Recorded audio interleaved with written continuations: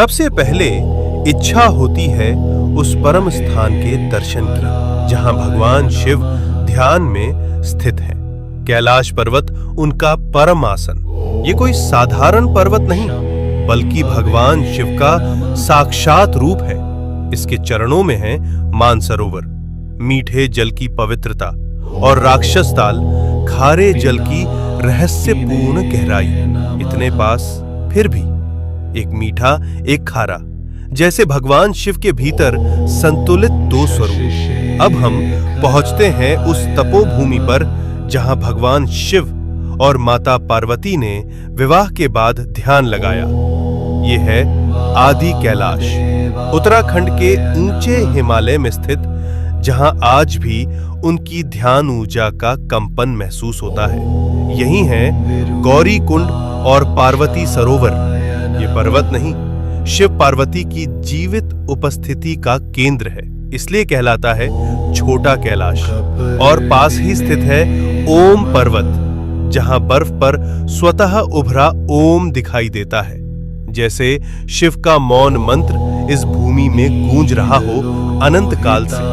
अब हम बढ़ते हैं हिमाचल की उस रहस्यमयी चोटी की ओर जहां विराजमान है स्वयं भगवान शिव, जिसे कहा जाता है मणि महेश कैलाश। इस पर्वत की चोटी से दिखाई देती है एक दिव्य मणि। मान्यता है जब भगवान शिव प्रसन्न होते हैं तो ये मणि दिव्य तेज प्रकट करती है, जो भक्तों के जीवन में भर देती है एक दिव्य प्रकाश। इसके चरणों में स्थित है पवित्र मणि महेश झील, जहां हजारों श्रद्धालु हर वर्ष स्नान करते हैं और भगवान शिव का आशीर्वाद प्राप्त करते हैं। अब हम पहुंचते हैं हिमालय की उस ऊंचाई पर जहां की हवा भी हर हर महादेव का जप करती है। यह है श्रीखंड महादेव। यहां स्थित है एक भव्य प्राकृतिक शिवलिंग।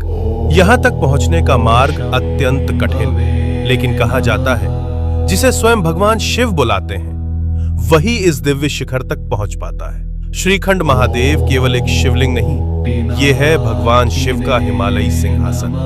अब हम पहुंचते हैं भगवान शिव के एक और दिव्य धाम पर, हिमाचल की उस रहस्यमयी भूमि में किन्नौर कैलाश। यहां स्थित है सदियों पुराना एक विशाल शिवलिंग, जो अपने आप में अपार ऊर्जा समेटे हुए। और कहा जाता है यात्रा के दौरान कई भक्तों को ब्रह्म कमल के दर्शन भी हुए हैं। ओम नमः शिवाय।